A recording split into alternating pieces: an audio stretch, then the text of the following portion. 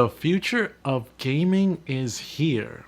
PS5, June 11th, we're going to get some type of announcement from Sony regarding the future of gaming, regarding the PlayStation 5. Now, we already know what the next Xbox is going to look like, but we don't know what the next PlayStation constructively will look like.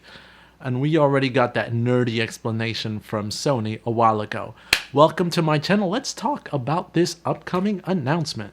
If you're new to my channel, definitely consider subscribing. I talk about nostalgic games and games that come back to life, especially Shenmue.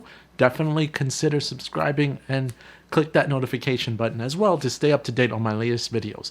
But Sony, the PlayStation 5, this is a landmark time for gaming. The Xbox and the PlayStation, the next iterations of those systems are set to come out later this year with nothing from Nintendo, but the Switch isn't that new and the Switch is doing pretty well. So normally Nintendo tends to lag behind a little bit because their concern is of course pleasing their audience who are particular. They're not in the graphics powerhouse wars as Sony and Microsoft have been for so many years. Now, we almost had an announcement from Sega coming back, bringing that nostalgic love vibes and feels for a new system. And if you didn't see what actually happened, definitely I'll leave a link to that video above so you can definitely check that out. But that Sega announcement was the Game Gear Mini or the Game Gear Micro. So that in itself was a bit disappointing, but now we're up to the big dogs. Now we're up to what we can see in upcoming systems with the PlayStation 5. I can't wait to see what Sony's got to announce, and when they do announce, I'll definitely hit you up with a video. But there's no question about it. These new systems are coming out. PlayStation 5's graphics. There was an Unreal presentation using the PlayStation 5 hardware not too long ago, and that basically wowed anyone who saw it. It had special types of lighting and effects and gameplay that was just looks almost cinematically real with billions of polygons on display, which since they use the PS5 hardware, one can't discount the fact that it would work on Xbox's next generation of hardware. The fact still stays that Sony has got this working on their hardware, and this announcement is pretty exciting. Now, we've all seen what the controller looks like, and in this little teaser trailer for the upcoming announcement, you can see what the controller looks like, and it's nice to see that they're not going too far back from what's worked for them ever since the PlayStation 1, which all of their controllers since the first DualShock have been similar, with the most drastic change taking place between the iterations of the PS3 and the PS4 controllers, with the touch bar in the middle, right? And then the share button and select buttons. So that in itself is exciting to see, like, what is the console going to have?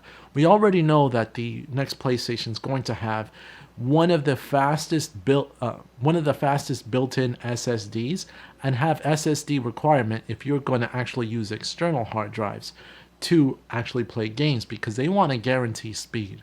Now, this is where the nostalgic feel comes in. That type of old load times that we used to have, which was basically non-existent load times.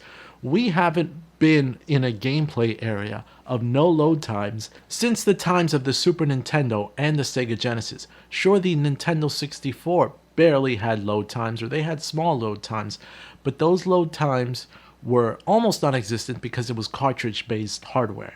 Everything that is basically on fast media, such as hard drives can be in today's market, that is what we were looking for. That is some innovation that hasn't been around.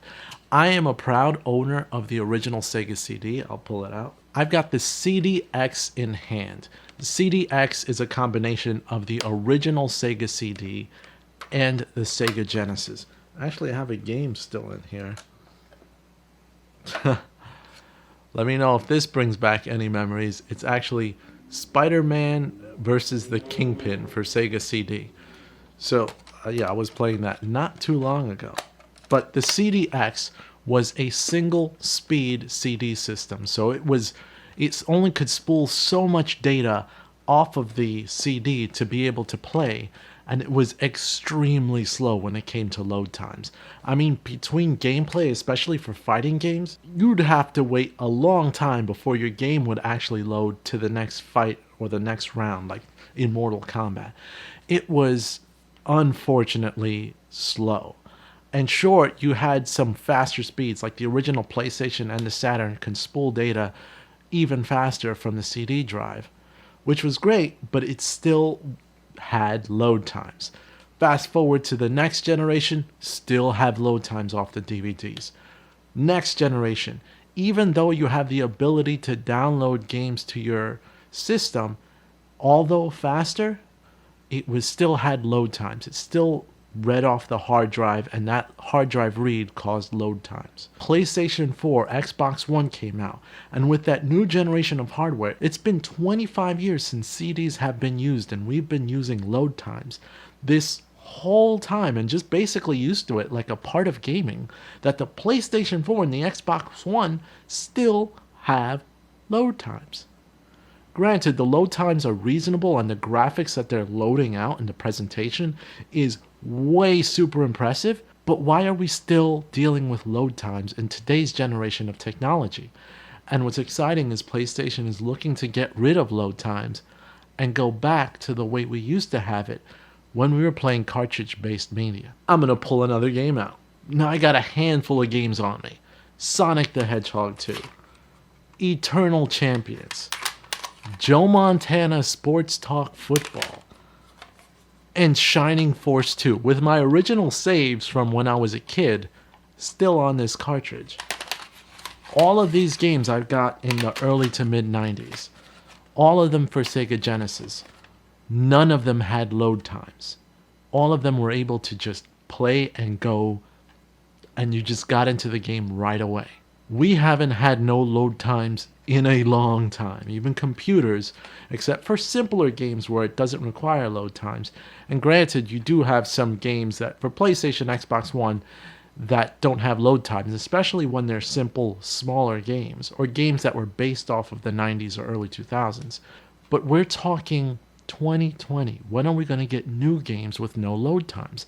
That's what I'm looking forward to with this PlayStation 5 announcement, because it already seems that they're pretty much looking to eliminate load times. And that will get me back to that nostalgic feel of popping in a game, or in this case, loading a game, and getting rid of that word permanently. No load times. That's what I want, and that's what I hope to get, at least off of the presentation when PlayStation is announced. Because, being a long Shenmue fan, I would love Shenmue 4, if it's released, to have no load times. Granted, it had one of the best loading screens out there by showing you where you are, and very nostalgic to have loading screens in Shenmue. But if it could be eliminated altogether with no load times and just cinematic performance from start to finish, that's what I'm looking for. But what are you guys looking for? What games do you think could be improved by the elimination of load times? Let me know in the comments below. I'll let you guys know what I thought of the presentation after June 11th. Maybe that same day, who knows. But as always, if you want to stay up to date with that and anything else, please like. That way my videos can be seen by much more amounts of people and we can actually grow as a community, because that's what I would like. And as always, you can make my day if you subscribe today. This is Magnus, and I'm out. And much thanks to everyone who subscribed recently. Welcome to the channel. I definitely want to keep this thing going. See you guys later.